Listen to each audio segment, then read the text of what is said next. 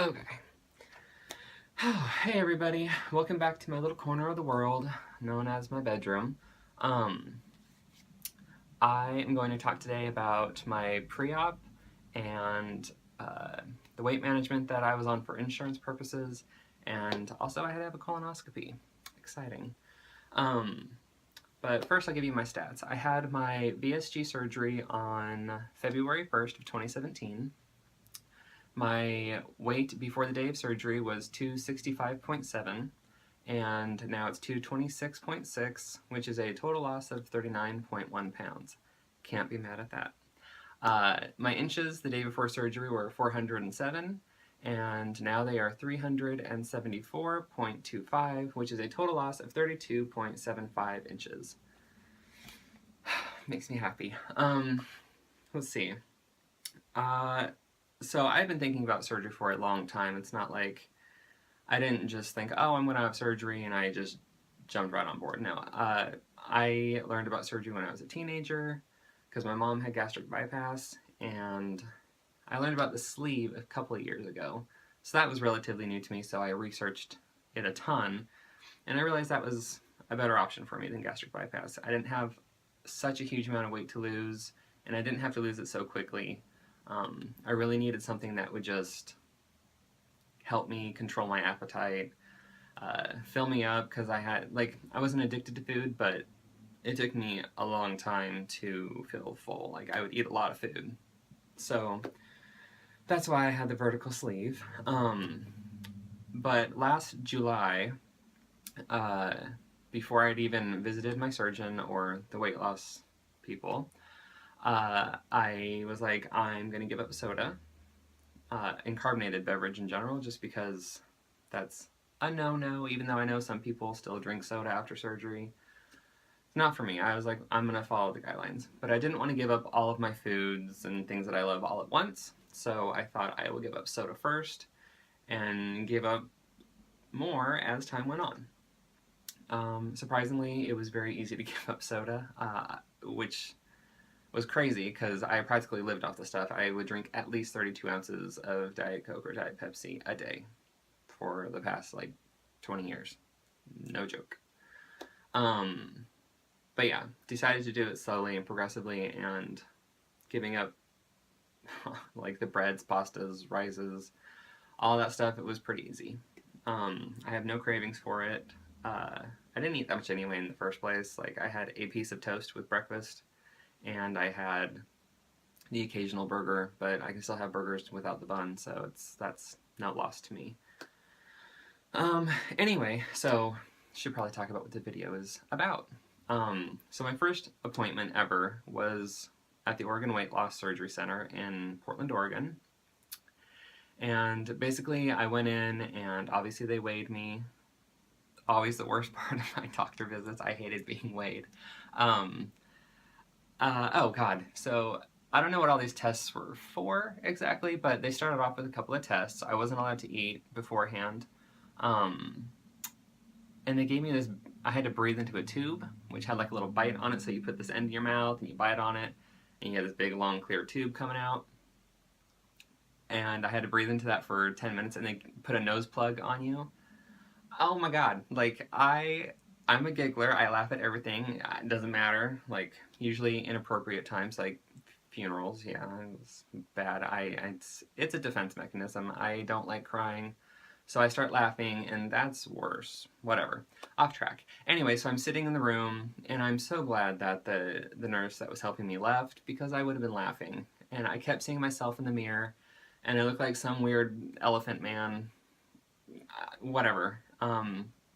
They say you feel claustrophobic doing it. I didn't feel claustrophobic, but it was hard to breathe sometimes. I'd be like it was not easy to get the oxygen in through that little tube, but I did, and thank God I only had to do it once.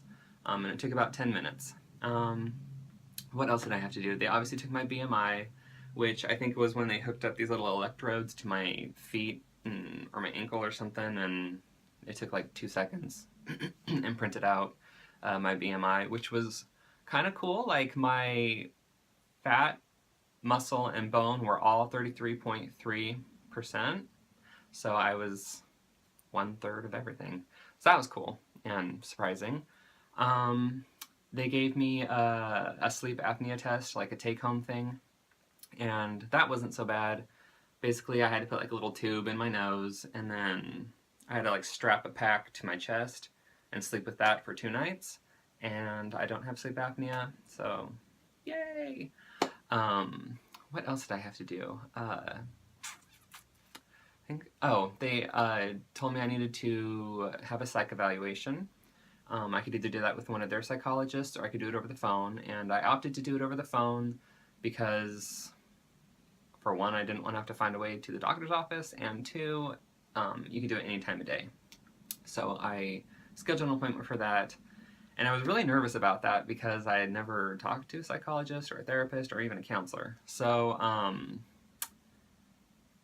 I don't know why I was nervous, because it was super easy. It took about 10-15 minutes, and I mean, okay, yeah, I did get to say no to a lot of like the big scary questions. I had a really great childhood, and I'm not addicted to food and that kind of stuff. It's, I don't know, whatever. Like, the questions were very easy to answer. I didn't have any problems with it. So, yay. Let's see what else. Oh, I met my nutritionist. She was cool, and this was brief. Like, this was at the very end of the meeting, and it was just like a quick hello. I'm gonna be your nutritionist. Here's my email, my phone number, and I was gonna talk with her later. But it's basically just an introduction to her, and also I don't know, I call him the fitness guy because I don't know what his actual title is. But he was kind of figuring out my strength and my muscle mass and wanted to show me some ways of working out that weren't so stressful on my body. So that was interesting and fun. I thought I was going to have to be like running on treadmills and stuff for these people to do all these like stress tests and whatnot, but nope. Let's see, so then a month later I had another appointment, and I had to do the weigh-in, obviously, because insurance wants to see how I'm doing. Oh, I should say that since I was just barely eligible BMI-wise, and because of my high blood pressure, they wanted me to maintain my weight. They did not want me to lose the weight, because if it goes under 35 BMI, then it could get tricky with insurance. They didn't know, didn't want to find out, so they told me to just maintain my weight to see if I could do that. So my second appointment, I did maintain my weight. It was the exact same, which was very surprising. And then at this appointment, it was pretty brief. I actually just met my surgeon. I talked with her, and she answered any questions that I had or any concerns. But then I had to go have labs done and an EKG. And I get my blood drawn every 6 months because of my blood pressure, and they want to check my cholesterol and triglycerides. So that's kind of what I was thinking it was going to be. Maybe check my vitamins, whatever. Oh my god. So I get in there, and I'm talking with the woman that's going to, I guess, draw my blood, and she's like, "Are you ready to give me a gallon of blood? Ha ha ha." I'm like, "Oh, ha ha ha, no." And she prints out the labels that are going to go on the vials for my blood, and I'm like watching it. It's all it was about this long. I had about 16 different blood tests. I was like, what the hell? How many things can you possibly test in somebody's blood? Whatever. So she drew blood from here, which was very surprising because nobody can ever find a vein, but she was like, bloop, bloop, oh, I feel it. And got it the first time, didn't feel anything, so that was awesome. But my blood stops giving blood. So she had to pull out from there, and she went into my hand, and then it stopped giving blood there, and then she went over here, and it stopped giving there. But she did get just enough, like literally barely enough to do the tests, but I'm glad that she got everything she needed. Then after that, I had to go to a different building and get an EKG done, which was cool. I never had one before, so I was like, hey, this is neat and interesting. So they just put like the little sticky things right there, and I wish I would have known that like my heart was showing on a screen. I didn't know that it actually showed up. I thought it just printed out the little bleep, bleep, bleep, bleep thing saying that your heart beats fine, but apparently it's on a TV screen and I missed it, so that is a bummer. But everything was normal there. I had no problems.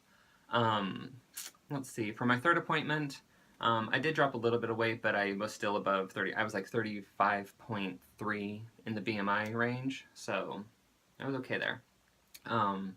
This time around, I did talk to my nutritionist a bit more about the foods that I was eating currently, the foods that I'll be expected to eat afterwards, the foods that I'm expected to give up or cut way back on. Excuse me. And then she gave me like a list of different proteins, like drinks, bars, different vegetables that have protein, because it doesn't all have to come from meat if you didn't want to get all your protein from meat. Yeah, she gave me like loads of information. Just, I mean, I got handouts and printouts of a ton of stuff. And then I was strongly encouraged to get a colonoscopy because I do not have a good GI tract. I used to go to the bathroom 13 to 15 times a day, and once I moved to Portland, it reduced to about 5 times a day. I don't know why. If it's age or stress related, because I was living in Los Angeles when it was really bad. Now, whatever, Portland, they just calmed down quite a bit. But they wanted to find out if there was anything else going on in there. Plus, I do have a fistula down there, and that gets reinfected every 6 months. So they wanted to make sure that that would not interfere with my surgery. Like, they didn't want the infection to spread or anything like that. So I had the colonoscopy. That went really, really well. I was a little freaked out because it was my first time.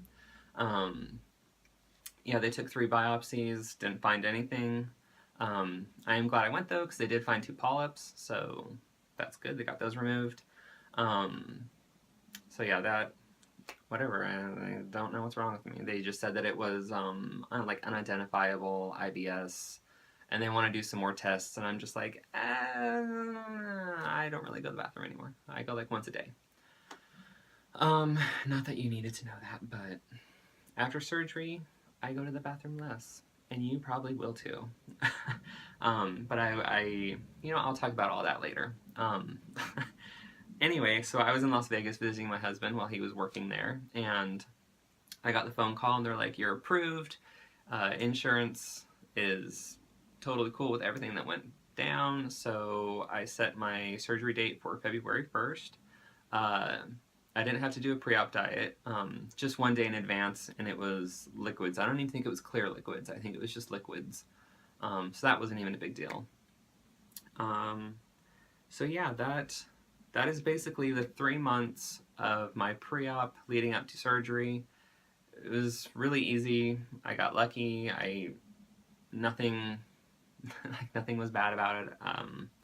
I will say I'm definitely one of the luckier people with the surgery, because I've heard some horror stories on YouTube, and oh my god, I'm super, super grateful about how everything went for me. And another little story from my childhood. So this one is also in elementary school. It was in 6th grade. It's not even like that big a deal, but it's one of those that stuck with me because I was being singled out and I didn't like it. It made me very self-conscious, and it took place in PE, which I just hated, like most chubby kids do, because it makes you feel less. Like, you can't do what the other kids can, and it's like almost like you're being shamed in front of the whole class. I don't know. Anyway, we were doing relay races on those little scooter things, which, oh my god, I would never fit on one now, but you know I'm talking about, little square scooter things. And so we had to, like, there was 4 of us in a group. You had to lay down and like scoot across the gym floor and back, and then change the scooters. And I went down and back, and this kid was like, "Wow, you're pretty fast for like, he couldn't figure out how to say fat guy like nicely, so he's like, for a guy of or for a kid of your size." And I'm just like, thanks. Like, yeah, that's like such a weird, I mean, I guess it's a compliment, but kind of made me feel like crap. I don't know. Wasn't the nicest compliment.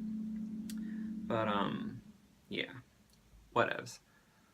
So that's pretty much it for this video. The next video will probably have my husband in it because I will be in San Francisco visiting him. So you might get to meet him. And I'll be talking about what I took to the hospital and my surgery and the overnight stay and going home after that. So thank you for watching my video. I hope you got some enjoyment out of it, some information, something, I don't know. Yeah, if you guys have any questions, by the way, feel free to ask them down below. I'll reply. Subscribe if you want to. If you want to keep following my journey, I'll keep filling you in on all the stuff I went through. Yeah, thank you for watching, and I hope you guys have a lovely, lovely day. Bye!